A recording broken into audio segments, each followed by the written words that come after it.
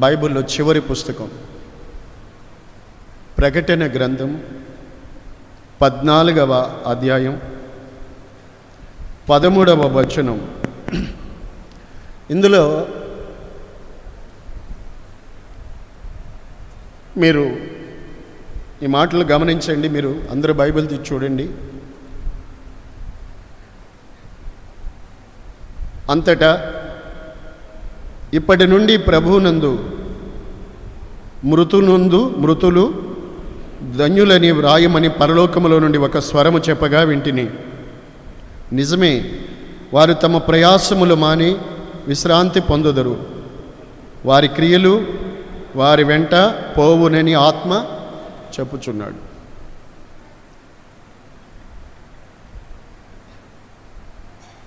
ప్రభువునందు మృతునందునే మృతులు ధన్యులు.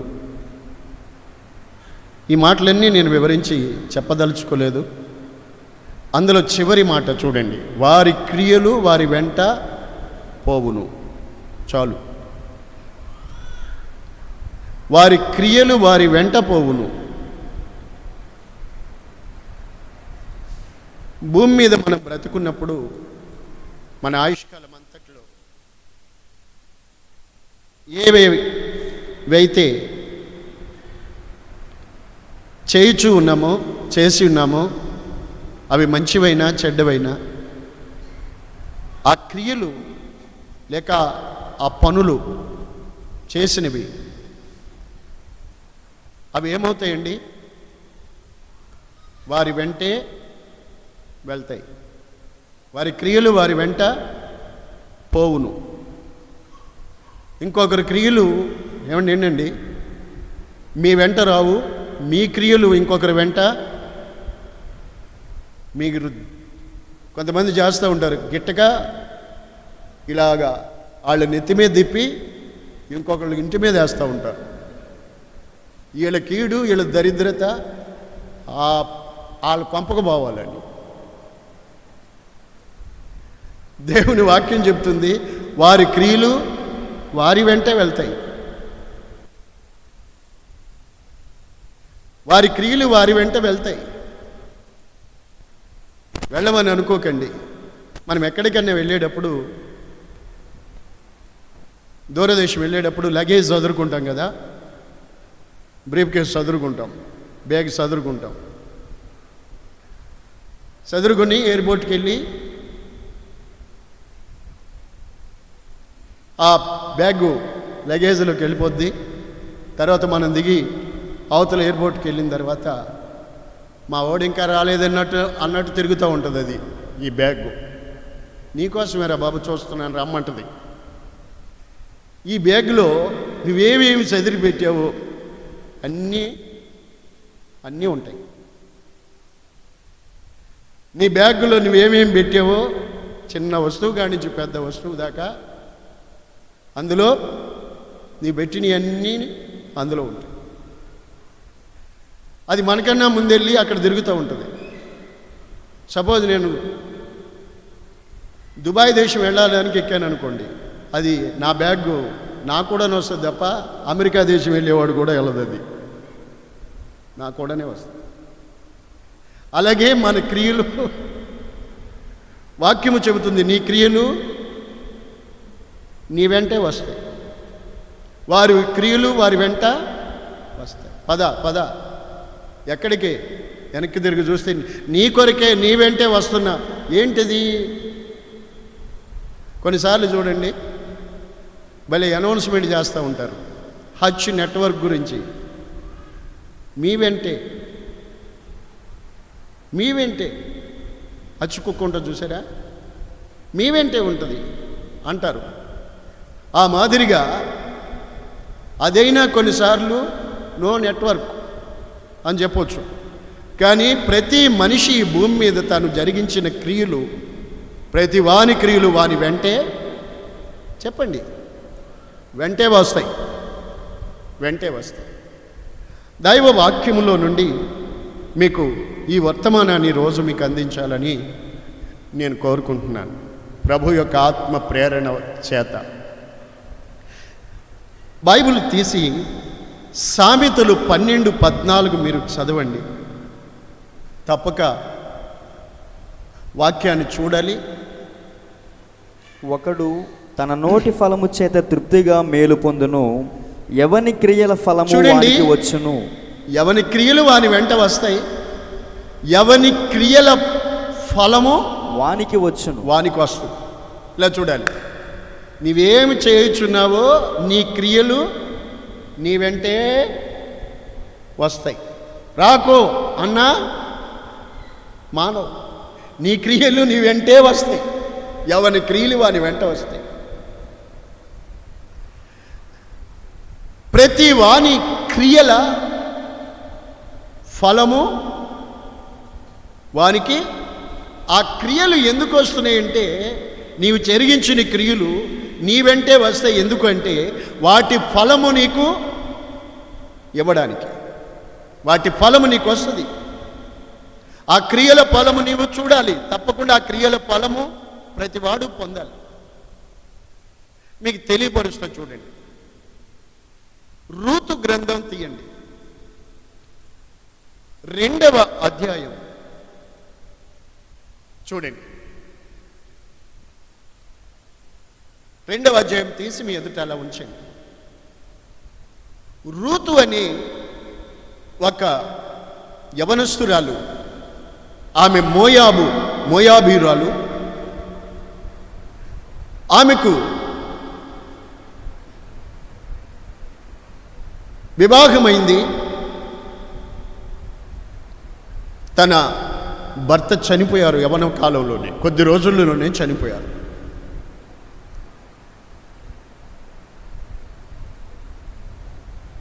ఈ తన భర్త పోయిన తర్వాత వాళ్ళ అత్తగారు ఉన్నారు కదండి, పెద్దావిడ నయోమి గారు ఉన్నారు. ఆవిడికి భర్త పోయారు. అక్కడికి వెళ్ళాక ఆవిడ భర్తను పోగొట్టుకుంది, 2 కుమారులు పోయారు. ఇక రిక్తురాలు అయిపోయి తన దేశానికి, మోయాబు దేశం నుండి బెత్లెహేం దేశానికి తిరిగి వెళ్ళిపోవడానికి నిర్ణయించుకుని కోడళ్ళిద్దరిని పిలిచి వాళ్ళకి చెప్పిన మాటలు ఏంటంటే, అమ్మా, ఇక మీ తల్లుల ఇళ్ళకి మీరు వెళ్ళిపోండి, నా దేశం నేను వెళ్ళిపోతున్నాను అని చెప్పింది. ఓ కోడలు ఆ మాటిని అత్తగారిని ముద్దు పెట్టుకొని, నీకు నాకు ఇంతే కబులు, ఇంతటితో ఈ బంధం అయిపోయింది అనుకొని ఆమె తన తల్లి ఇంటికి వెళ్ళిపోతారు. వార్ప అదే మాట ఋతుతోనూ చెప్పారు నయోమి. అమ్మా, మీ తల్లులకి వెళ్ళిపోండి, వారు మీకోసం ఏదైనా ఆలోచించి చేస్తారు.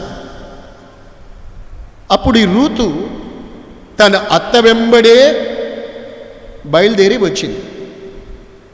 వెనక్కి తిరిగి చూసి, నయోమి, ఏమ్మా, నీ తోటకోళ్ళు వెళ్ళిపోయింది, నీవు కూడా వెళ్ళిపోరాదా?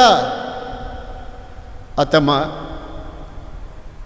నీవు ఎక్కడ ఉంటావో నేను అక్కడే ఉంటాను. నీవు ఎక్కడ చనిపోతే అక్కడ నేను చనిపోతాను. నీ జనమే నా జనం, నీ దేవుడే నా దేవుడు.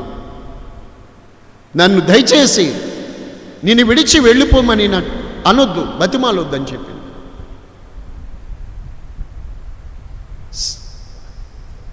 అలా అని చెప్పి నయోమితో వాళ్ళ అత్తగారితో బెత్లెహేముకు వచ్చింది. వచ్చాక వీళ్ళకెవరు తెచ్చి పోషించే నాథుడు లేడు కదా, అందుకని వాళ్ళ అత్తగారితో చెప్పిందండి, అమ్మా, నేను ఎక్కడికైనా పొలంలోకి వెళ్ళి కాస్త నీ కొరకు నా కొరకు కొంచెం పరిగేరుకొస్తాను, మీ సెలవైతే. ఆడబిడ్డలు ప్రతి ఒక్కరూ రూతు గ్రంథం చదివితే క్రైస్తవ స్త్రీ ఎలా బ్రతకాలో అర్థమవుతుంది.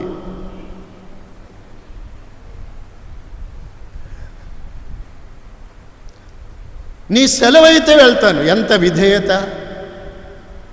ముసల్దాన్న నీతో నాకు లెక్క ఏంటి నీకు చెప్పాలా అని హ్యాండ్ బ్యాగ్ దగ్గరించుకొని ఎగిరి పడి వెళ్ళిందా? ఆ టైపు కాదు రూతు. ఆ టైపు అయితే ఆమెను గూర్చి ఇప్పుడు ప్రపంచానికి చెప్పవలసిన అవసరతే లేదు. అలాంటి మనిషి కాదు. చూడండి, తన యవ్వన కాలంలో ఓ రకంగా చెప్పాలంటే త్యాగం, తన అత్త కొరకు త్యాగం, మంచి మనసు.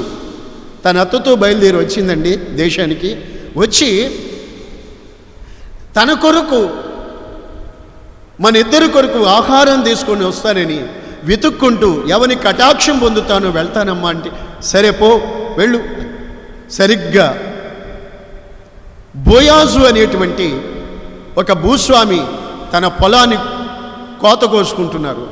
ఆ పనివారి వెనకాలకి వెళ్ళి వంగి ఆ పరిగేరుకుంటుంది. కాసేపటికి ఆ భూస్వామి బోయాజు వచ్చి చూసి, పనివారి మీద ఉండేటువంటి మేస్త్రి ఉంటాడు కదా, అతన్ని అడిగారు బోయాజు, ఏయ్ ఈ అమ్మాయి ఎవరు అండి? ఆమె మోయాబు దేశము నుంచి వచ్చిన నయోమి కోడలు, పరిగేరుకుంటానని నన్ను అడిగింది, ఏరుకోమన్నా. ఇశ్రాయేలీల్లో ఉండే ధర్మం ఏంటంటే పరదేశులు ఏరుకోవాలి. రాలిన పళ్ళు ఉంటాయి, అవి పరదేశులు బేదలు ఏరుకోవచ్చు, నిర్బంధం లేదు. అందుకని వెనక పరిగేరుకుంటా ఉంది. అలాగా, ఓకే అని. అప్పుడు ఈ బోయాజు ఆ రూతుతో చెప్పారు, ఏమని? కుమారి, అమ్మా ఇదిగో కుమారి, నా మాటినమ్మా, వేరొక పొలంలోకి ఇక నీవు అసలు వెళ్ళొద్దు. ఇక్కడ నా పని వారి దగ్గరే, ఈ పొలములోనే నీవు నిలకడగా ఉండు. నీవెక్కడికి వెళ్ళొద్దు. నీకు దాహమైందనుకో, అదిగో పనివారు పెట్టుకున్నారు అక్కడ కడవలతో నీళ్లు, అక్కడికి వెళ్ళి తాగు. అభ్యంతరపరిచేవాళ్ళు లేరు. భయపడకు.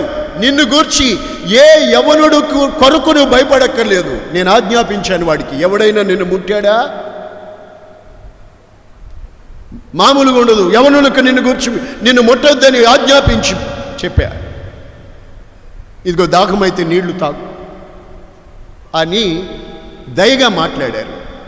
ఈ మాటలు విని రూత్ అన్నారు, అయ్యా ఏమి తెలిసి పరదేశినైన నాయందు నీకింత దయ కలిగిందో, నీ దాసురాలనైన నా ఎడల ఇంత కటాక్షం చూపినందుకు స్తోత్రం, కృతజ్ఞతలని మాట్లాడింది. ఏమి తెలిసిందయ్యా నా గురించి నీకు, నా మీద ఇంత దయ, పరదేశి నైనా నా ఎడల? అప్పుడు అంటారు చూడండి, బుద్ధిగల వారు దేవుని వాక్యం వినాలి. అప్పుడు అంటారు చూడండి, ఏమి తెలిసి నా గురించి నీకేమి తెలిసి నా మీద నీకింత జాలి అయ్యా అని రూత్ అంటే, బోయాజు అంటున్నారు చూడండి, నీ పెనిమిటి, అది 2వ అధ్యాయము 10వ వచనం అనుకుంటూ చూడండి. ఏమండి? 2వ అధ్యాయం రూతు గ్రంథం 10 చివరిలో ఆవిడ బోయాజు అంటారు చూడండి, అమ్మా నీ పెనిమిటి మరణమైన తర్వాత నీవు నీ అత్తకు చేసినదంతయు నాకు తెలియబడెను. నాకు తెలిసింది. నీ పెనిమిటి చనిపోయిన తర్వాత నీవు నీ అత్త ఎడలు ఎలా దయ చూపావో, నీ జన్మభూమిని, నీ తల్లి తండ్రి ఇంటి వారిని విడిచిపెట్టి నీ అత్తను ఎలాగా ప్రేమించావో, ఎలా అత్తుకున్నావో నాకు తెలిసింది. ఏమి తెలిసిందయ్యా నీ గురించి నాకు? బాగానండి. కొంతమంది ఊరికే ఏదైనా చిన్న మంచి పని చేస్తే ఊరికే వాళ్ళు నోటితో చెప్పుకోవాలని అనుకుంటారు. నేను చెప్పనండి మీకు మాట, నీవు చేసే క్రియలు మంచివైతే నీవు చెప్పుకోక్కర్లేదు, నీ నోటితో నీవు పొగుడుకోక్కర్లేదు. నేను చెప్పనా ఇంకో మాట, నీవు ఎక్కడికి వెళ్ళినా నీ క్రియలు నీ వెంట వెళ్తాయి. మోయాబు దేశములో నుండి బెత్లెహేము దేశానికి వెళ్ళినా రూతు క్రియలు రూతు వెంట రాలేదా? నీవెక్కడికి వెళ్ళినా నీ క్రియలు నిన్ను వెంటాడుతాయి. నీ క్రియల ఫలము నీకు తప్పక వస్తుంది. సామెతలు 12:14 ఎవని క్రియల ఫలము వానికి వచ్చును. ఇక్కడ చూడండి, రూతు తన భర్త చనిపోయిన తర్వాత అత్తకి చేసిన మేలు. చాలామంది ఒకవేళ భర్త బతికుంటే భర్త భయము చేత అత్తకి మామకి ఏదైనా అయ్యో మా ఆయన ఊరుకోడు, మా అమ్మకి అన్నం పెట్టావా అని అడుగుతాడు అని భర్త బతికుంటే కొంచెం భయపడి చేస్తారు. కానీ భర్త లేరు, అయినా భర్త మరణించిన తర్వాత నీ అత్తకు చేసినది ఎంత మంచి ఉపకారం చేసావో అదంతా తెలిసింది. నాకు బాగా అర్థమైంది, దేవుని స్తుతించాను నేను. వారి క్రియలు వారి వెంట, నీవే దేశం వెళ్ళినా నీ క్రియలు మంచివైతే, లేకపోతే నీ క్రియలు చెడ్డవైతే ఏ దేశం వెళ్ళినా నీ వెంటే వస్తాయి. ఇంకా చెబుతా వినండి, వాక్యంలో నుండి మీకు చెప్తాను. ఈ వాక్యం వింటే దైవ భయము కలగాలి, మంచి బుద్ధి కలగాలి. క్రియల ఫలం ఇక చూడండి. ఇప్పుడు అంటారు బాగానండి, కొంతమంది యేసయ్యను నమ్ముకున్న పిశాసులు ఉంటారు, పిశాసులు వాళ్ళు మారరు. ఆ ఇంటికి వెళ్తే వీళ్ళ గురించి వీళ్ళని బట్టి దేవుని కూడా తిడుతుంటారు. వాళ్ళు చర్చికి కూడా పోతుంది, ఈ మధ్య బైబిల్ పట్టుకుని తిరుగుతుంది. ఆ పాస్టర్ గారు వీళ్ళకి ఇదే చెబుతున్నాడేమో, మమ్మల్ని కూడా తిట్టిస్తారు. వీళ్ళు దేవుణ్ణి దూషింపజేస్తారు, దేవుని నామం కూడా అవమానపరుచుతారు. ఈ వాక్యం అంటే బుద్ధి లేని వారికి బుద్ధి రావాలి. నీ అత్త చనిపోయిన తర్వాత, నీ భర్త చనిపోయిన తర్వాత నీ అత్తకి చేసినదంతా ఆయన మెడలో బోర్డు కట్టుకుందా, నేను ఇలా చేశానని? క్రియలు వారి వెంట వెళ్తాయి. స్తోత్రం. నీవే బాబు వినండి, నీకు చేసే క్రియలు నీ వెంటే వస్తాయి. ఇల్లు మారు అవి వస్తాయి, ఊరు మారు నీ వెంట వస్తాయి. ఆమేన్. భూమిని విడిచాక కూడా వారి క్రియలు, నేను ఇందాక చెప్పాను కదా, ఇక్కడ ఎయిర్పోర్ట్లో నీ బ్యాగ్ వేస్తే ఆ ఎయిర్పోర్ట్లో మళ్ళీ నీకు అక్కడ నీ కోసం చూస్తూ ఉంటుంది, అది గిరగర తిరుగుతుంటుంది. అచ్చుకొక్క తిరిగినట్టు నీ అంట తిరుగుతూ ఉంటాయి నీ క్రియలు. నీవేమి చేసావో ఆ ఫలము ఖచ్చితంగా నీకు ఇవ్వాలి. అందుకే తిరుగుతాయి. ఎందుకు వచ్చావు నా అంట కుదరదు, నువ్వు చేసావు కనుక నీ అంట వచ్చింది. స్తోత్రం. ఇప్పుడే మీకు చెప్తా చూడండి, మీ గుండెల్లో అది అచ్చుబడిపోద్ది. నీవేదైనా తప్పైన క్రియ ఒకటి చేసి ఇక్కడికి వచ్చి కూర్చున్నావు అనుకో, ఆ క్రియ నీ మనసులో నెమ్మది లేకుండా చేస్తూ ఉంటుంది. నీ క్రియల ఫలం అది. నువ్వు ఆనకెళ్ళి స్లీప్ వెల్ బెడ్ మీద పడుకో, ఏసీ పెట్టుకుని పడుకో, తలుపేసుకుని ఎవ్వరు డిస్టర్బ్ లేకుండా పడుకుందామని పడుకో, నిద్ర పట్టి సావదు నీకు. నీ క్రియలు నిన్ను దొల్చుతాయి.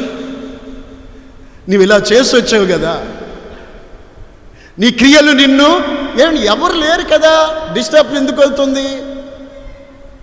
నీ క్రియలు నీ వెంటే తలుపేసినా ఆగవయ్యి, నీ క్రియలు నీ వెంట వస్తాయి. చూడండి, నీ క్రియల ఫలం. ఇప్పుడు రూతుకు చూడండి, రూతు క్రియలు ఆమె వెంటే వెళ్ళాయి. ఇప్పుడు అంటారు బోయాజు, అమ్మా నువ్వెక్కడికి పోవద్దు, ఇక్కడే ఉండు, ఇక్కడే ఉండు. ఆమెను గూర్చి దయగా మాట్లాడారు. కారణం ఏంటంటే క్రియలు. అలాగే చూస్తే మీరు రూతు గ్రంథంలో ఆమె క్రియల ఫలము ఆమెకు వింటున్న వాళ్ళు చెప్పాలి, ఆమె క్రియల ఫలము ఆమెకి కలిగింది. ఆమె క్రియల మూలముగా ఆమెకు ఆ ఫలము, ప్రతిఫలము కలిగింది. ఆ దిక్కుమాలిన స్థితిలో నుండి రూతు బోయాజుకు ఆస్తికి బోయాజుకు భాగస్వామిగా మార్చబడింది. ఘనతకు పాత్రురాలైంది. చూసారా? క్రియల ఫలం. బైబిల్ చదవండి. సామెతల గ్రంథములో 11వ అధ్యాయము 31వ వచనం. నీతిమంతులకు భూమి మీద ప్రతిఫలము పొందుదురు కలుగుతుంది. అలాగే భక్తిహీనులు పాపులు మరి నిశ్చయముగా ప్రతిఫలము పొందుదురు కదా. ఎప్పుడు? ఎక్కడండి? రే బాబు విను. భక్తిహీనులు దేవునికి భయపడని వాళ్ళు, పాపులు నిశ్చయముగా ప్రతిఫలము పొందుతారు. ఎక్కడా? చచ్చినా కాదు. సరిగా చదవండి. భూమి మీద. ఎక్కడండి? అందరూ పలకండి. చదివారుగా మీరు. భూమి మీద నీతిమంతులకు భూమి మీద ప్రతిఫలం ఉంటుంది. భక్తిహీనులకు పాపులైన వారికి భూమి మీద ఆ క్రియల ప్రతిఫలము వాళ్ళకు ఉంటుంది. ప్రతిఫలం వస్తుంది. ఇలా చూడండి.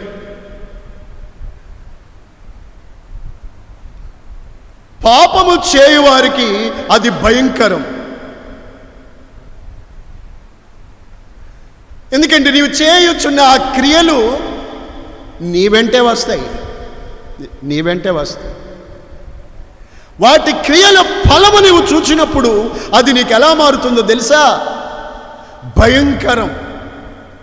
పాపం ముందు భయంకరం అనిపించదు. దాని ఫలాన్ని నువ్వు పొందవలసి వచ్చినప్పుడు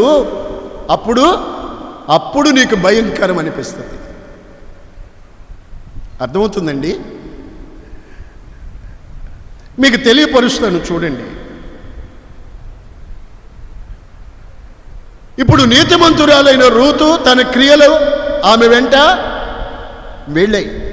ఆ క్రియల ఫలము ఆ నీతిమంతులు రాలైనటువంటి ఆ రూతు తన క్రియల ఫలాన్ని తప్పక భూమి మీద చెప్పండి భూమి మీదే ఆమె ఆ క్రియల ఫలాన్ని పొందుకుంది. స్తోత్రం. మరి భక్తిహీనులు పాపులు మరి నిశ్చయముగా ప్రతిఫలము భూమి మీదే పొందుతారు. తీయండి మీరు బైబిల్. న్యాయాధిపతుల గ్రంథం 1వ అధ్యాయం. పెన్ మీ దగ్గర ఉంటే నోట్ చేయండి మాటలు. జడ్జెస్ తీసారా?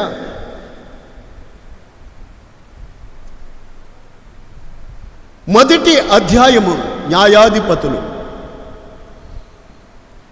చూడండి మీరు అక్కడ. నేను చెప్తాను.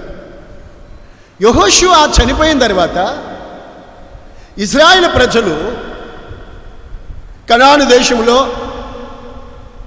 యూదా దేశం మీదకి, అక్కడ కనానీయులు ఉన్నారు, దాని మీదకి యుద్ధానికి వెళ్ళాలి. ప్రార్థన చేశారు, దేవా అక్కడికి ఎవరు వెళ్ళాలి అని. అప్పుడు దేవుడు చెప్పారు, యూదా గోత్రం వారు అక్కడికి వెళ్ళి యుద్ధం చేసి దాన్ని స్వాధీనపరచుకోవచ్చు, ఆ దేశాన్ని నేను వాళ్ళకి ఇచ్చాను అని చెప్పారు.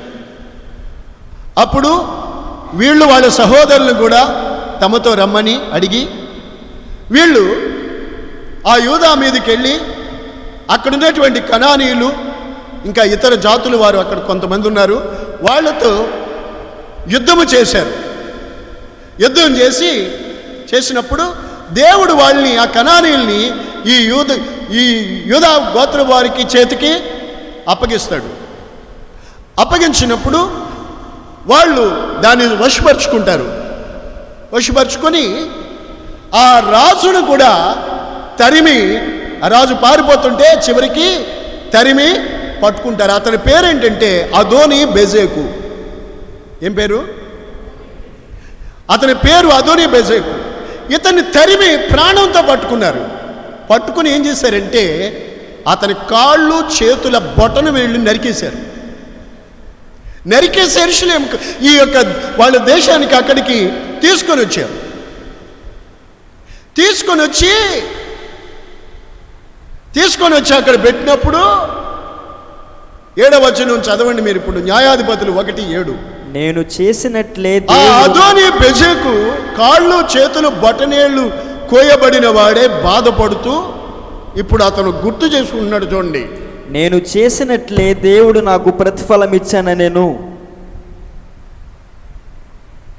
ఇదిగో కాళ్ళు చేతులు బొటన వేళ్ళు కోయబడిన 70 మంది రాజులు 70 మంది రాజులు నా భోజనపు బల్ల క్రింద ముక్కలు ఏరుకున్నారు నిన్నటి దాకా. అంటే ఈయన గారు ఏం చేశాడు?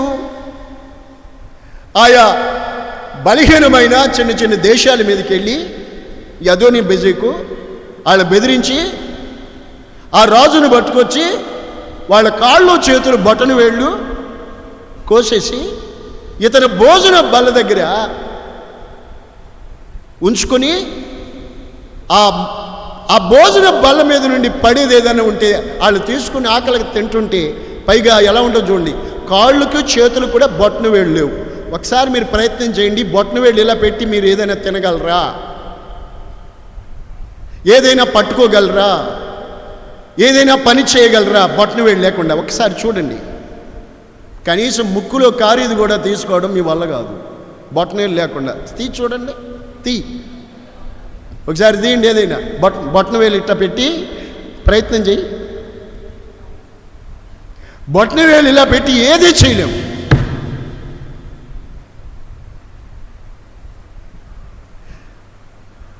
ఎంత నేర్పు కలిగిన వ్యక్తి అయినా సరే బొటన వేళ్ళు లేకుండా ఏం చేయలేడు, పరిగెత్తలేడు, పని చేయలేడు, తినలేడు. వీళ్ళు చేసిన ఈ అదోని బెజేకు చేసిన క్రియలు ఏంటంటే గుర్తొస్తున్నాయి అప్పటికి అక్కడికి. నేను నేను నేను చేసినట్టే దేవుడు నాకు ప్రతిఫలం ఇచ్చాను. ఇంటే బాగుంటుంది మీరంతా. నేను చేసినట్టే. అమ్మా నువ్వేం చేస్తున్నావో, సోదరుడా నువ్వేం చేస్తున్నావు, ఎవ్వరూ చెప్పక్కర్లేదు దేవుడికి. ఎవ్వరు ఆయనకు మరుగు కాదు. ఈ అదోని బెజేకు ఏది చేశాడో 70 మంది రాజులకి ఒకరు కాదు, ఇద్దరు కాదు, కాళ్ళు చేతులు బొటన వేళ్ళు కోసేశాడు. బల్లకాడు ముక్కలు ఏరుకొని తీసుకుని వాళ్ళు పాకి దేకి అతి కష్టం మీద ఆ చేయి ఈ చేతి ఈ వేళ్లతో నోటికి అందించుకొని తింటుంటే పరిహాసం చేశాడు, అపహాస్యం చేశాడు. ఈరోజు అదిగా అతనికి గుర్తొచ్చింది, నేను చేసిందే దేవుడు నా నెత్తి మీదకి. ఏంటండి మైకులో చదువయ్యా, నేను చేసినట్లే దేవుడు నాకు ప్రతిఫలం ఇచ్చానని. దేవుడు నేను చేసినట్టే నాకు ప్రతిఫలం ఇచ్చాడు. దేవుడు న్యాయవంతుడనే సంగతి ఏ రోజైనా ఒక రోజు ప్రతి మనిషి ఇలా తన నోటితో తాను తెలుసుకోక తప్పదు. దేవుడు అన్యాయము చేయవాడు కాదు. చాలా జాగ్రత్త పడాలి. ఇప్పుడు అదోని బెజేకు కొన్నేళ్ల పాటు బాగా జరిగిపోయింది. 70 మంది రాజులు వాళ్ళు కాళ్ళు చేతులు ఏళ్ళు కోయబడితే ఎంత బాధ అనుభవించారు. ఆ బాధ చూసి ఇతను ఎంత ఆనందించాడు. ఇప్పుడు ఆ ఫలం ఇతని దగ్గరికి, ఆ క్రియలు ఇతని వెంట వచ్చాయి. తప్పదు, రావద్దంటే ఆగదు, తలుపేసుకుంటే దాగదు. ఇంకో దేశం వెళ్ళినా నీ క్రియలు నీ వెంట వస్తాయి.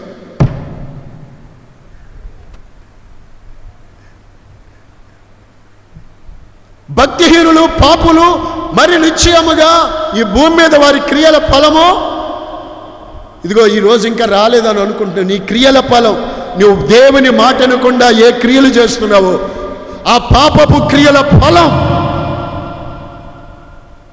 ఓ రోజు నీ మీద పడుతుంది. ఇది ఇప్పుడు అదోని బెజెకు చూడండి, అతని బాధ. నేను చేసినట్టే దేవుడు నాకు ప్రతిఫలం ఇచ్చాడు. నేను చేసినట్టే. నా ప్రియమైన వారులారా, జాగ్రత్తగా ఆలోచించండి.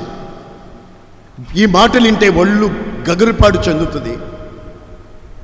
ప్రైజ్ ద లార్డ్, హల్లెలూయా. నేను చేసిందే దేవుడు నాకు ప్రతిఫలం ఇచ్చాడు అని బాధ చెంది, బాధ నొంది, అవమానపరచబడి చివరికి ఆ బాధతోనే చనిపోయాడు. ఆ బాధలోనే చనిపోయాడు. నీ క్రియలు, అందుకని ప్రకటన గ్రంథంలో దేవుడు హెచ్చరిస్తాడు, నీ క్రియలు నా ఎదుట అవి సరిగా లేవు,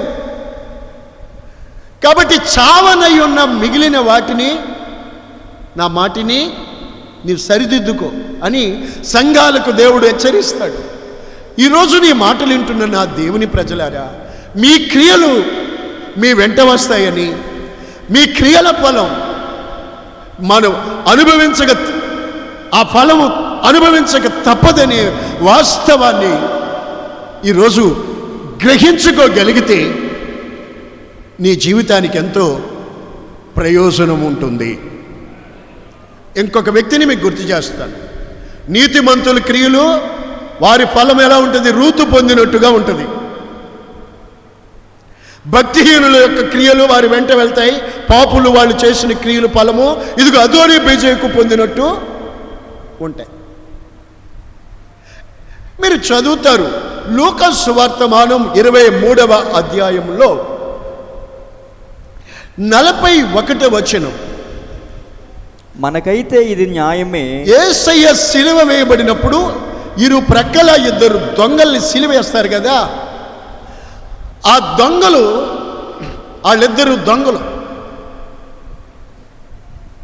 ఆ దొంగలు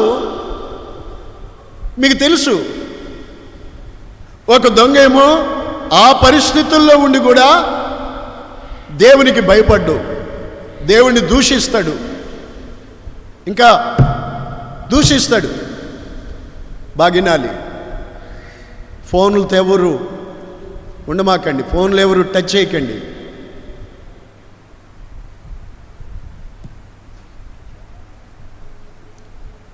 మందిరానికి వచ్చినప్పుడు ఫోన్ ముఖ్యం కాదు.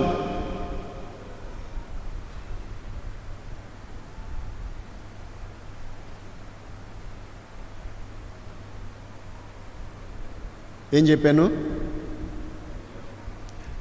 ఈ దొంగలు యేసు ప్రభు వారికి సిలువకి ఈ ప్రక్కకుడు ఆ ప్రక్కకుడు ఉన్నారు కదండి. ఈ దొంగడు, ఓ దొంగ దేవునిని కూడా ఆ సమయంలో కూడా పరిహాసం ఆడుతున్నాడు. అప్పుడు ఈ ప్రక్కనున్న మరొక దొంగ ఉన్నాడు కదండి, అప్పుడు కలగజేసుకుని కాళ్ళు చేతులు సిలువలో కట్టేశారు.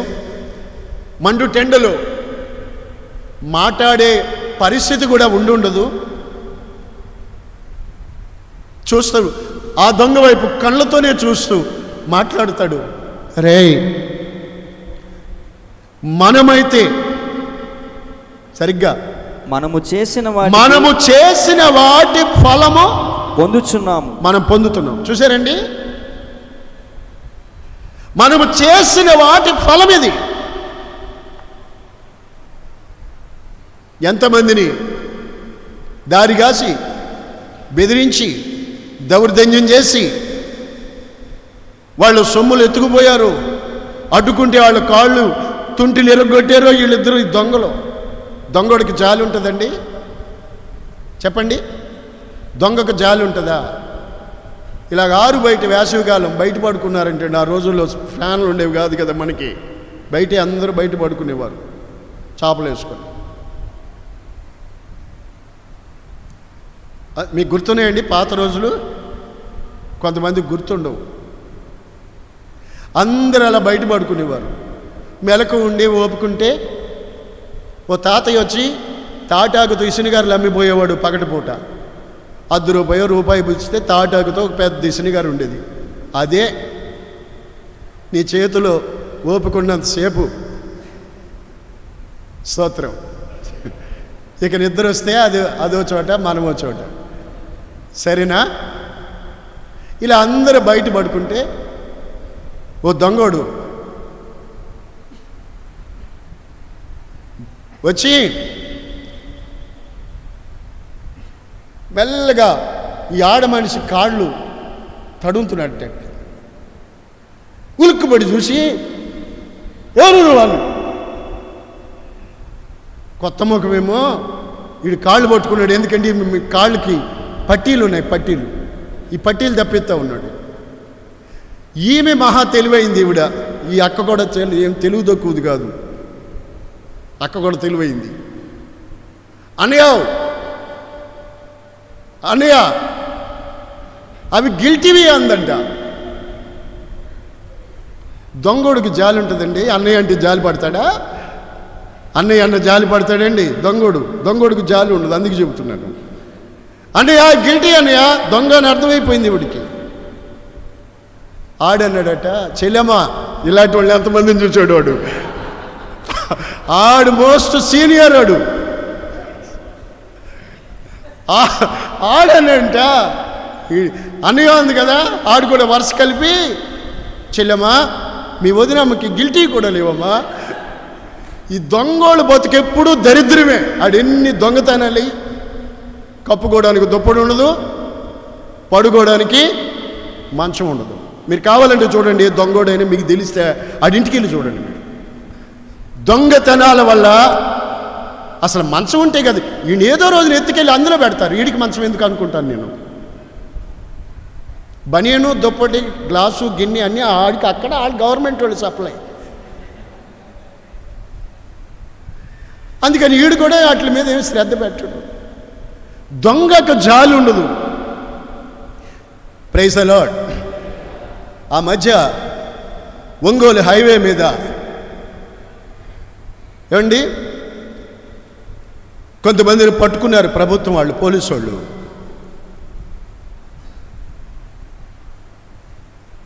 ఒక లారీ లోడుతో వెళ్తుంటే ఆపి హైవే మీద పక్కకు పెట్టించి తనిఖీ చేసే అధికారులు మని పేపర్లు చూపించమంటే ఆ డ్రైవర్ దిగాడండి కిందికి. అలాగే పక్కకు తీసుకెళ్ళి ఆడు గొంతు నులిమి చంపారు, పక్కనే పాతి పెట్టారు. ఈ లారీ వేసుకుని వెళ్ళి అది మరో చోటకి తీసుకెళ్ళి ఆ సరుకుతో సహా అమ్మి ఆ లారీని డిస్పోజలోడికి పాట్లు ఊడదీసి అమ్మారు. పోలీసు వాళ్ళు పట్టుకున్నారు. ఆ మధ్య ఈ డిస్పోజల్ చేసేటువంటి ఆ గొడౌన్కి, ఆ గ్రౌండ్కి వెళ్తే ఈ లారీ నెంబర్ ప్లేటు బోర్డు ఆ పీస్ దొరికింది. ఆడిని పట్టుకున్నారు. చెప్పు, ఆడి దగ్గరికి వచ్చారు. ఆడి తీసుకొచ్చాడు, పలానా వాడు ఇలా. ఆడిని పట్టుకున్నారు, తీసుకెళ్ళి ఈ లారీని పట్టుకుని లారీ డ్రైవర్ని, క్లీనర్ని ఎక్కడ చంపి పాతి పెట్టారో చూపించారు. నేను చెప్పేది ఏంటంటే, దొంగతనాల కోసం అలవాటు పడ్డవాళ్ళు ఏదో రోజు వారి క్రియలు వాళ్ళు వెంట వెళ్తాయి. వాళ్ళు చేసిన క్రియల ఫలము అప్పుడు అర్థమవుతుంది. వినాలి బాగా. అది చిన్న వస్తువు కావచ్చు, పెద్ద వస్తువు కావచ్చు. దేవుని ఆజ్ఞలో ఒకటి, దొంగిల్లవద్దు. ఆజ్ఞ మీరావా, నీ మీదకి ఓ భయంకరమైనటువంటి ప్రతిఫలం రాబోతుంది. ఇప్పుడు వాళ్ళిద్దరూ గ్రహించారు. మనం చేసిన వాటి, చెప్పండి, ఇది మనం చేసిన వాటికి ఫలం మనం అనుభవిస్తున్నాం. మన ఫలం ఇది. మనం చేసిన వాటి కాకపోతేను చేసిన వాటి ఫలం ఒకరోజు తప్పదు. నీతిమంతులకు వారి క్రియల ఫలం భూమి మీద ఉంటుంది. భక్తిహీనులు, పాపులు తాము చేసిన క్రియల ఫలము, ప్రతిఫలం ఒకరోజు తప్పక ఉంటుంది. నీ క్రియలు నీ వెంట వస్తాయి అనే సత్యాన్ని మర్చిపోకూడదు. ఈ వాక్యం వింటుండగా నీ క్రియలను పరిశీలించుకొని సరిదిద్దుకునే అవకాశం ఈ వాక్యము ద్వారా మీరు పొందాలి. నా దేవుని పిల్లలారా, అక్కడ ఆ దొంగడు, ఒక దొంగ తన పాపాలకి ఒప్పుకుని పశ్చాత్తాపడ్డాడు. తెలుసుకున్నాడు నా క్రియల ఫలం ఇది అని. యేసయ్య నిర్దోషత్వాన్ని ఒప్పుకున్నాడు, క్షమాపణ అడిగాడు. క్షమించు నాయనా, నేను ఇలాంటి చేసిన వాటి ఫలం ఇది, మాకు నీ రాజ్యములో నేనుండునట్లు అనుగ్రహించు. యథార్థ హృదయంతో నువ్వు ప్రార్థన చేస్తే ఎంత ఘోర పాపినైనా దేవుడు క్షమిస్తాడు. ఆమేన్, హల్లెలూయా. ఒప్పుకొని అతిక్రమాలు దాచిపెట్టేవాడు వర్ధిల్లడు, వాటిని ఒప్పుకొని విడిచిపెట్టినవాడు కనికరాన్ని పొందుతాడు. ఈ వ్యక్తి దేవుని కనికరాన్ని పొందుకున్నాడు. Praise the Lord. అతనిలో గ్రహింపు. ఈ రోజైనా మీరు దేవుని వాక్యాన్ని చక్కగా చెప్పారు అని అనుకుని నాకేదో మార్కో రిమార్కో నా మీదేసి వెళ్ళిపోతే అది నీకు ఫలం కాదు, కానీ ప్రతిఫలం ఉండదు. కానీ నీ క్రియలేమిటి, నీ క్రియలను పరిశీలించుకోగలిగితే ఈ దొంగ వలె ఒకవేళ పరీక్షించుకొని పరిశీలించుకొని పశ్చాత్తాపడగలిగితే ఎంతటి భాగ్యమా దొంగ పొందుకున్నాడో అలాంటి ఆశీర్వాదాలు పొందుకోగలుగుతారు. ఆమేన్. అవతల నాడే కరుడు కట్టిన దొంగ వాడు ఇలాంటి పశ్చాత్తాపానికి రాలేదు గనుక అవకాశం ఉంది, కానీ ఒప్పుకోలు. ప్రియులారా, అవకాశం ఉన్నప్పుడు ప్రతి వ్యక్తి బాబు అవకాశాన్ని సద్వినియోగపరుచుకోవాలి. నీకు ఆరోగ్యం ఉంది, ఈరోజు దేవుడు ఆయుష్ ఇచ్చాడు, వర్తమానం దేవుడు ఇస్తున్నాడు, ఉపదేశము దేవుని యొద్ద నుండి వస్తుంది. ఆ ఉపదేశాన్ని విని సద్వినియోగపరుచుకుని నీ జీవితాన్ని పరిశీలించుకుంటే, దేవుని మాట విని భయపడి నీ జీవితాన్ని సరిదిద్దుకుంటే నీకెంతో మేలు కలుగుతుంది. అవకాశం ఉన్నా గ్రహించుకోలేక అవకాశాలు చేజార విడుచుకున్న ఓ పశుప్రాయుడు ఎవరు అని అంటే అవతల ప్రక్క సిలువలో యేసుకు సమీపంగా వేలాడుతున్న దొంగ. ఖాతరు చేయలేదు, తన తోటివాడు మారాడు, యేసు వైపు తిరిగాడు, కానీ ఈ మనిషికి మార్పు లేదు. ఈరోజు నీవు కూడా యేసయ్య సన్నిధిలోనే ఉంటున్నావు, వాక్యం వింటున్నావు, ఆయన పేరు పెట్టుకున్నావు, బైబిల్ నీ చేతిలోనే ఉంది, బోధని వింటున్నావు. నీ బ్రతుకు, నీ క్రియలు ఎలా ఉన్నాయి, వాటిని గురించి ఆలోచన కానీ, వాటిని గురించి నేటికి పశ్చాత్తాపం కానీ లేకపోతే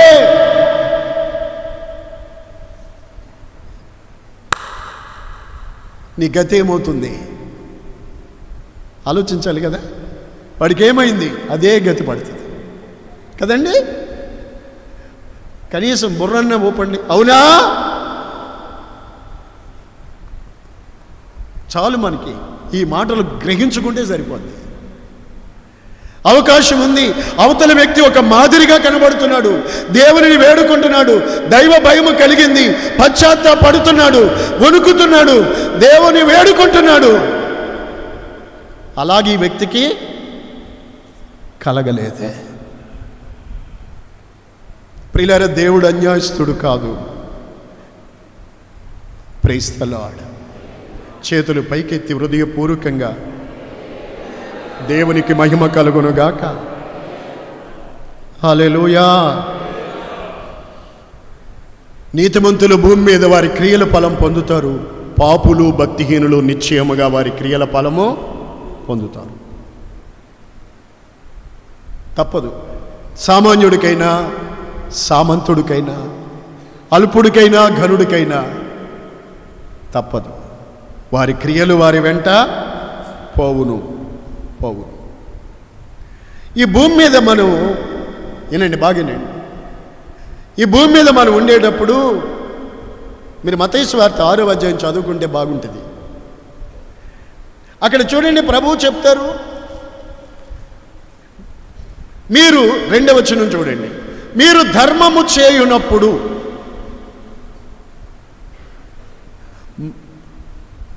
మనుషులు మీకు బోధాలని అనుకోకండి. నీ ధర్మము రహస్యముగా ఉండు నిమిత్తము నీ కుడి చేయి చేయనిది ఎడమ చేయికి తెలియకుండా చూసుకోవాలి. అలాగైతే రహస్యమందు చూచు నీ తండ్రి నీకు ప్రతి ఫలము ఇచ్చును. నీవు ధర్మం చేస్తే ఉపకారమును ధర్మమును చేయ మర్చిపోకండి, అట్టి యాగములు దేవునికి ఇష్టం. ఉపకారము ధర్మము చేయటం మర్చిపోకండి, అట్టి యాగములు దేవునికి ఇష్టం. ఆపదలో శ్రమలో ఉన్న వారికి మీరు ఏదైనా ఉపకారం చేశారనుకోండి, వాళ్ళు ఏమంటారు తెలుసా? దేవుడు బాబు, నువ్వు నన్ను ఆదుకున్న దేవుడిలాగా చేసావు బాబు, దేవుళ్ళగా వచ్చేవయ్యా, దేవుడిలాగా వచ్చేవయ్యా అంటే. ఏదైనా నీవు చేతనైతే ఉపకారం చేయి బాగానండి. ఎప్పుడు ఎక్కడ చిన్నవారికి కానీ పెద్దవారికి కానీ తెలిసిన వాళ్ళకి కానీ తెలియని వాళ్ళకి తెలివి తక్కువ వాళ్ళకి కానీ అపకారము చేయొద్దు, కీడు చేయొద్దు, మోసం చేయొద్దు, కీడు చేయొద్దు, మోసం చేయొద్దు, అన్యాయం చేయొద్దు. బైబిల్ పరిశుద్ధ దేవుడు కనీసం వాక్యం ఏం చెప్తుందంటే, కీడు చేసిన వాడు కూడా కీడుకు ప్రతి కీడు చేయొద్దు, కీడు చేసినవాడు కూడా చేయకూడదు.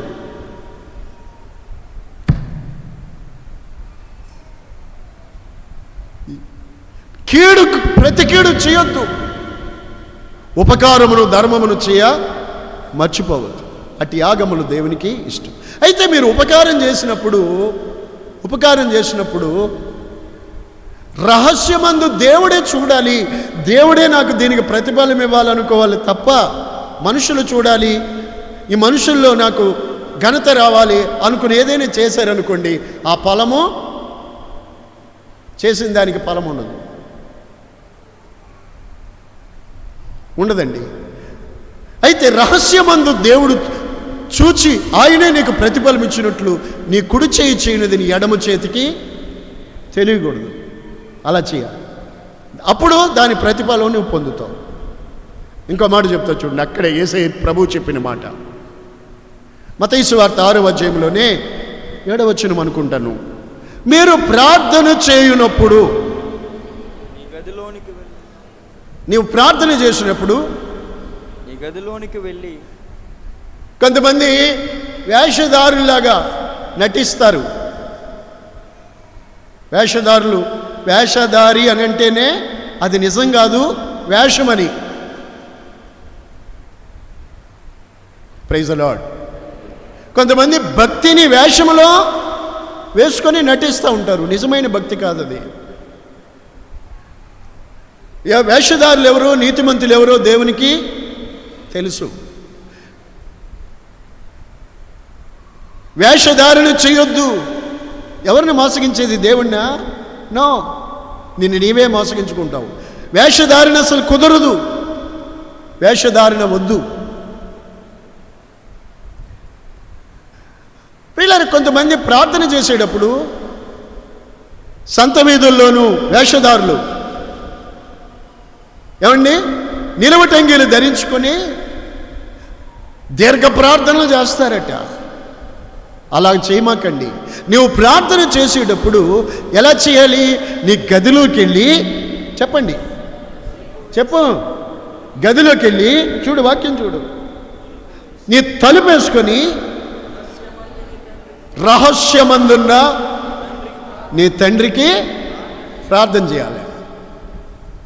మత్తయి సువార్త 6వ అధ్యాయంలో చాలా విషయాలు మనకు ప్రభువు నేర్పుతారు. ధర్మం చేస్తే ఎలా ఉండాలి, ప్రార్థన చేస్తే ఎలా ఉండాలి, ఏమండి ఉపవాసం చేస్తే ఎలా ఉండాలి, మీకు ప్రతిఫలము దేవుని దగ్గర నుండి రావాలంటే మీరు ఎలా చేయాలో అక్కడ ఉంది. స్తోత్రం. ఒకసారి నేను ఒక ఇంటికి వెళ్ళానండి, ఆయన సేవ చేస్తున్నారు. అప్పుల్లో సరిగ్గా నేను వెళ్ళేసరికి వాళ్ళు కాబడ్డారు. నేను ఏ రెప్పబాటులో చూశారు. ఆ తర్వాత లోపలికి వెళ్ళి బయటికి రావట్లేదు, ఏంటి అని అడిగితే ప్రార్థన చేసుకుంటున్నారని చెప్పారు. ప్రార్థన అనేది ఎవరికో తెలియాలని కానీ, నేను ప్రార్థన చేసుకుంటున్నట్టు ఎవరికో ప్రార్థనా పరులు వీరు అని అనుకోవాలని కానీ అనుకోకూడదు. అలా చేస్తే వాటి ఫలాలు రావు. ఉపవాసం ఉన్నానని చెప్పుకోకూడదు. కొంతమంది ఉప్మా తిని ఉపవాసం అని చెప్తారు. ½ లీటర్ పాలు తాగి జ్యూసులు తాగి ఉపవాసం అని చెప్తారు. ఆ టైప్ అయితే నేను ఎన్ని నెలలన్నా పెట్టండి, అది ఉపవాసమే అయితే కాక ఇబ్బంది ఏమి లేదు. స్తోత్రం. అది ఉపవాసమే కాదు, అది ఉపవాసం అంటే ఉపవాసమే, ఫాస్టింగ్ అంటే ఫాస్టింగే. దేవునికి స్తోత్రం. నా దేవుని పిల్లలారా, బాగా ఆలోచించండి. నువ్వు తలుపేసుకుని రహస్యమందున దేవునికి మొరపెట్టు, అప్పుడు రహస్యమందు చూచు తండ్రి నీకు చెప్పండి నీకు ప్రతిఫలం ఇస్తాడు. దైవజనులు యేసన్న గారు ఆయన ప్రభు పిలుపు దగ్గరగా ఉన్న రోజులయ్యి సరిగా విజయవాడ యనమల కుదురు మందిరం ఓపెనింగ్, ఆ మందిరం ప్రతిష్ఠ ఆరాధనకి మేము కూడా పాలు పంచుకున్నాం. ఆ దైవజనులు అక్కడ కుర్చీలో కూర్చుని వాక్యం చెప్తున్నారు. ఇదే మాట చెప్పారు ఆ రోజు. మత్తయి సువార్త 6వ అధ్యాయంలో ఈ 7వ వాక్యం, ప్రార్థన. కొన్ని సంవత్సరాల నుండి నేను విజయవాడలో ఎకరం స్థలం కావాలి మందిరానికని నేను ప్రార్థన చేస్తున్నాను. ఆ ప్రార్థన నా దేవుడు ఆలకించి, ఇదిగో విజయవాడలో దేవునికి అసాధ్యమైంది ఏముంది? ఎకరం స్థలం. ఇదిగో ఎకరం స్థలం దేవుడు నాకు ఇచ్చాడు ప్రార్థన చేస్తే. అప్పుడు అన్నారు యేసన్న గారు, మీరు కూడా గదిలోకి వెళ్ళి ప్రార్థన చేయండి, దాని ప్రతిఫలాలు మీరు అనుభవిస్తారు. రాకపోతే నన్ను అడగండి అని చెప్పారు యేసన్న గారు. ఒకవేళ రాకపోతే, ఇప్పుడు యేసన్న గారిని అడుగుదామంటే గుంటూరులో గోరంట్లో లేరు, ఆయన సియోనులో ఉన్నారు. ఒకవేళ మీరు మీ ప్రార్థనలకు ప్రతిఫలం రాకపోతే అప్పుడు యేసయ్యను అడగండి. ఆయన మాట తప్పేవాడు చెప్పాలి ఆయన మాట తప్పేవాడు కాదు. ప్రార్థన చేయండి.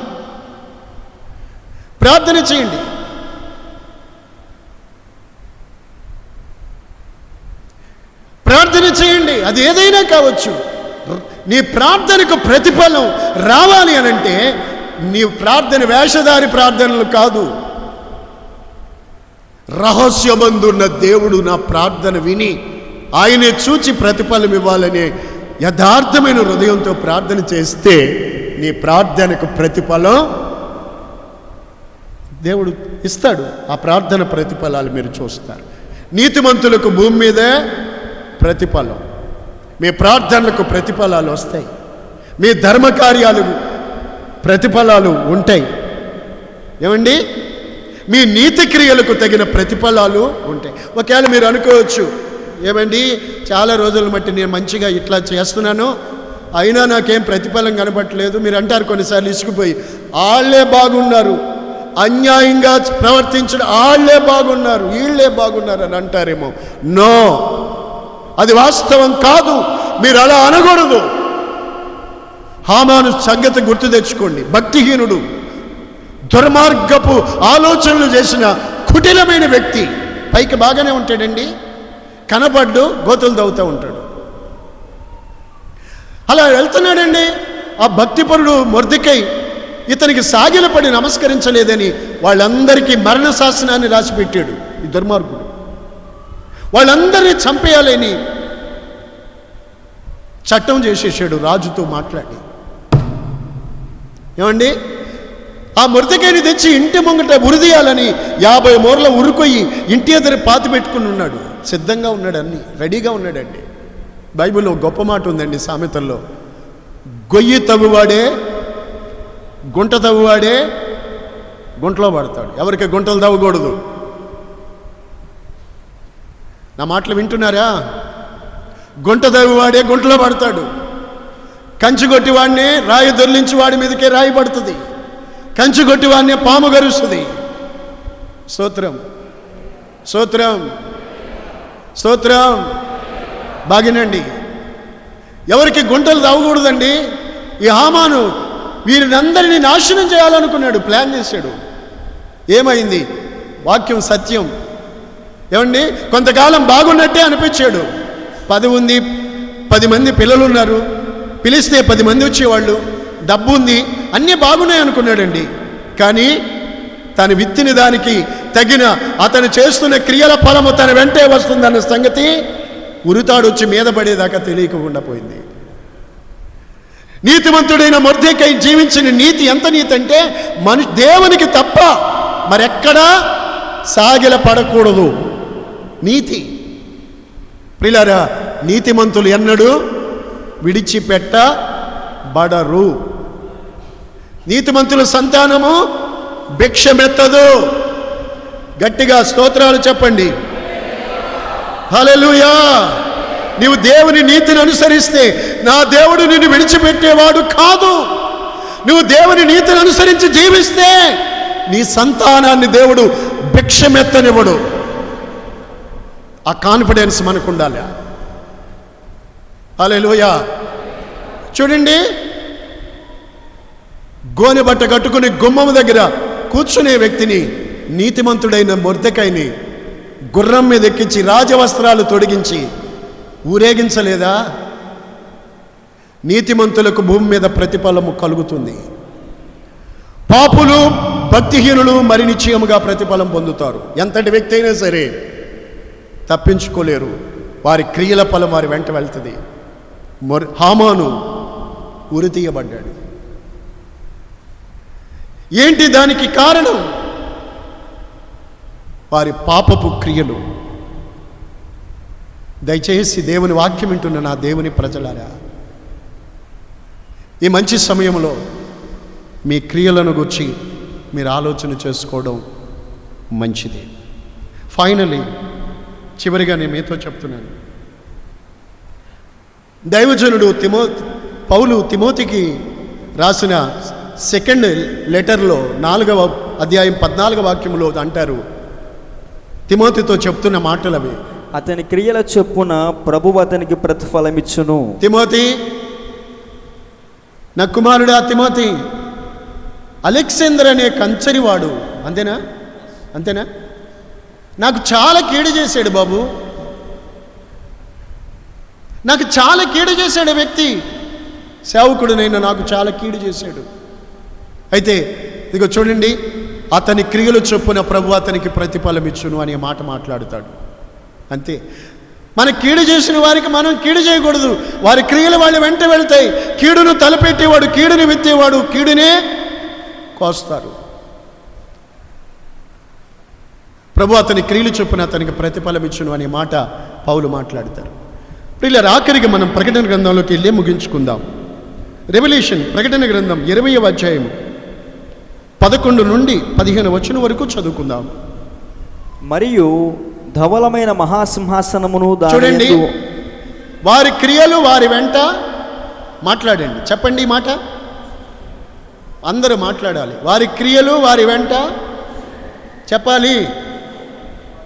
ప్రకటన 14:13 చివరి వచనం, వారి క్రియలు వారి వెంట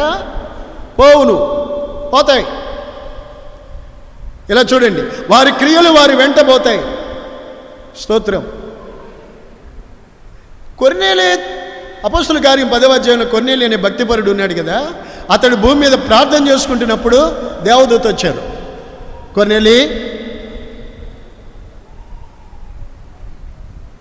నీ ధర్మ కార్యాలు, నీ ప్రార్థనలు నా సన్నిధికి వచ్చేసాయి. నీ ధర్మ కార్యాలు, నీ ప్రార్థనలు నా సన్నిధికి జ్ఞాపకార్థంగా ఎక్కడికి వెళ్ళిపోయాయి? అప్పుడే చెప్పండి. ఈ భక్తిపరుడైన కొర్నేలి చేసిన ధర్మకార్యాలు, ఇతడు చేసిన ప్రార్థనలు ఎక్కడికి వెళ్ళిపోయాయి? మాట్లాడండి అయ్యా. దేవుని సన్నిధికి వెళ్ళి, ఆమేన్, నా సన్నిధికి జ్ఞాపకార్థంగా వచ్చేసాయి. ఇలా అక్కడ మనం వాక్యంలో చూస్తున్నాం కదా, ప్రకటన గ్రంథంలో ఏమని ఉంది? ఒక ధవళ సింహాసనం, అంటే ఇది అంచె తీర్పు. ఆఖరిని 1000 ఏళ్ల పరిపాలన అయిపోయిన తర్వాత ఆఖరి కాలంలో తీర్పు ఉంటుంది. అప్పుడు మృతులందరూ కూడా, సముద్రంలో ఉన్న మృతులు, పాతాళంలో ఉన్న మృతులు అందరూ కూడా ఆయన ఎదుట పోగు చేయబడతారు. ఇలా చూడండి, ధవళ సింహాసనం, జడ్జ్మెంట్, మహా తీర్పు.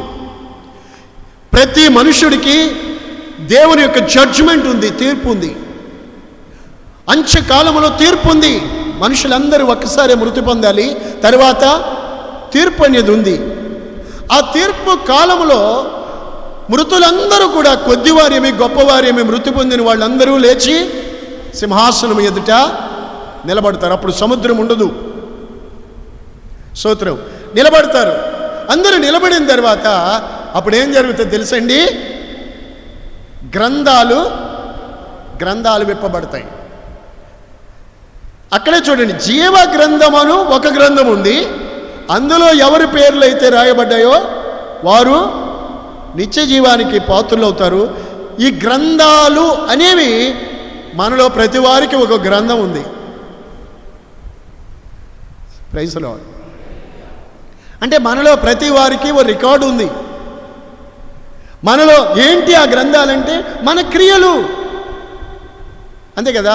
2 కొరింథీ 5:10 ఉంటుంది, మనము ఈ దేహముతో జరిగించిన వాటి ఫలము మనలో ప్రతివాడు పొందినట్లు, అవి మంచివైనా సరే చెడ్డవైనా సరే, మనము ఆయన సింహాసనం ఎదుట చూడండి బైబిల్ తీసి చూడండి, అవి మంచివైనా సరే చెడ్డవైనను సరే దేహముతో జరిగించిన వాటి ఫలమును ప్రతివాడు, శరీరముతో జరిగించిన వాటి ఫలము, ఈ శరీరముతో జరిగించిన వాటి ఫలం, మంచివైనా చెడ్డవైనా వాటి ఫలం మనలో ప్రతి వాడు, అదిగో అక్కడ క్రీస్తు న్యాయపీఠము ఎదుట మనము ప్రత్యక్షము కావలయును. తప్పదు. ఎంతటి వ్యక్తి అయినా ఆయన సింహాసనం ఎదుట నిలబడాలి. ధవళ సింహాసనం ఎదుట నిలబడాలి. మృతులు లేపబడతారు, గ్రంథాలు విప్పబడతాయి. అప్పుడు చూడండి, చాలా బాగా అర్థమవుతుంది. అప్పుడు గ్రంథములో రాయబడి ఉన్న వాటి తమ క్రియల చొప్పున మృతులు, అంటే ఆ గ్రంథాలలో ఏముంది? వారి క్రియలు. అందుకే యేసు ప్రభువారు, ఆ మహాదేవుడు, ఇలా చూడండి, మెలకుగా ఉండాలి. వాళ్ళు పాపంలో వ్యభిచారం చేస్తుంటే పట్టుకొచ్చామంటే సర్వాంతర్యమైన ప్రభు ఇక్కడ అక్కడ అంతటా ఉన్న ఆ దేవదేవుడు ఆయన ఏవో రాయుచున్నారట. ఏంటి రాస్తున్నారు? ఏంటి రాత? వాళ్ళు చూశారు, వాళ్ళకి అర్థమైంది, పరిగెత్తారు. Praise the lord. చూసారండి, ఆయన ఏమో అంటే ఏమి రాస్తున్నాడు? గ్రంథాలలో ఏమి రాయబడి ఉన్నాయి? మన క్రియలు. మోషే 90వ కీర్తన చక్కటి మాట అన్నారు, మా రహస్య పాపములు నీ ముఖములో, అయ్యో అవి దేవుని ఎదుటికి నిలబడ్డప్పుడు ఆయన ముఖంలో ప్రతి మనిషి యొక్క రహస్య పాపము కనబడుతుంది. స్తోత్రం. అందుకే తన పాపములకు ప్రాయశ్చిత్తము నొందినవాడు ధన్యుడు. కనుక ప్రతి మనిషి తన పాపములకు ప్రాయశ్చిత్తం పొందాలి. ప్రాయశ్చిత్తం ఆయన చేశాడు. నీవు ఆ ప్రాయశ్చిత్తాన్ని, ప్రభువా నన్ను క్షమించు. జక్కయ్య ఉన్నాడు చూసారా? అయ్యా, ఎవరి దగ్గర అన్యాయంగా తీసుకున్నాను వాడికి ఇప్పుడు 4 అంతలు వేసేస్తాను. Praise the lord. లేకపోతే ఆ 4 అంతల 5 అంతల శిక్ష అతని మీద పడుద్ది. ఆ క్రియల ఫలం అతని మీద పడుద్ది.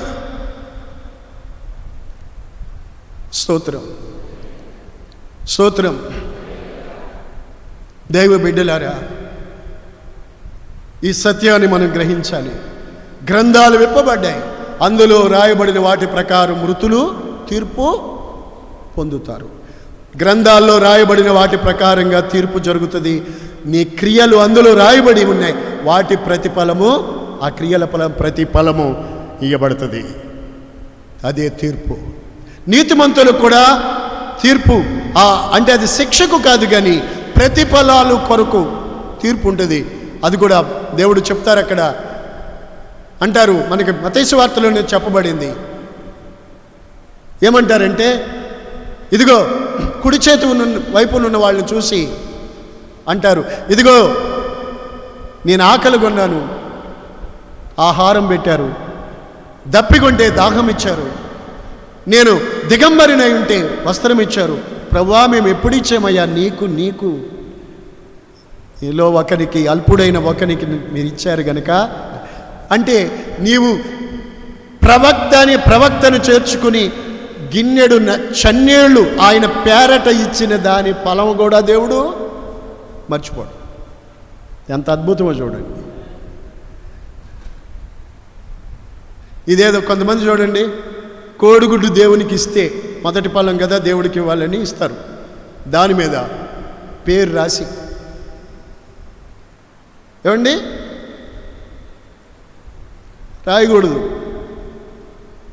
కొన్ని చర్చిలో చూస్తే 3 రెక్కలు ఉంటే 3 రెక్కల మీద కొడుకు పేరు, కూతురు పేరు, మనవరాల పేర్లు తిరుగుతూ ఉంటాయి. ఆగితే కానీ కనపడవు. ఎవరు చూడక్కర్లేదు మన క్రియలు, మనకంటే ముందు మన క్రియలు అక్కడికి చేరతాయి. స్తోత్రం. దేవుడు మర్చిపోయేవాడు కాడు. నీవేం ఈ దేహముతో మంచివైనా సరే చేసిన వాటి ఫలం, చెడ్డవైనా వాటి ఫలం మనం పరలోకంలో తండ్రి యొద్ద మన కొరకు భద్రపరచబడి ఉంది. చివరిగా 22 ప్రకటన 12 చదువుకుందాం. 22:12 లాస్ట్ మెసేజ్ సంఘానికి ప్రకటన గ్రంథంలో ఉన్న చివరి వర్తమానం కూడా అదే. ఇదిగో నేను త్వరగా వచ్చుచున్నాను, వాని క్రియలు చొప్పున ప్రతి వానికి ఇచ్చుటకు నేను సిద్ధపరిచిన జీతం నా యొద్ద ఉంది. భయం వేయాలి, నా యొద్ద ఉంది. ఏంటది? వాని క్రియలు చొప్పున ప్రతి వానికి ఇచ్చుటకు నేను సిద్ధపరిచిన జీతం. నీ క్రియల చొప్పున నీకు జీతం, లేక జీతం అంటే ప్రతిఫలం. నీ క్రియల చొప్పున నీకు ఇచ్చుటకు జీతం ఆయన దగ్గర ఉంది. పై వచనాలు చూడండి. అన్యాయం చేయవాడు ఇంకా అన్యాయమే చేయని, అపవిత్రుడు ఇంకా అపవిత్రుడిగా ఉండని,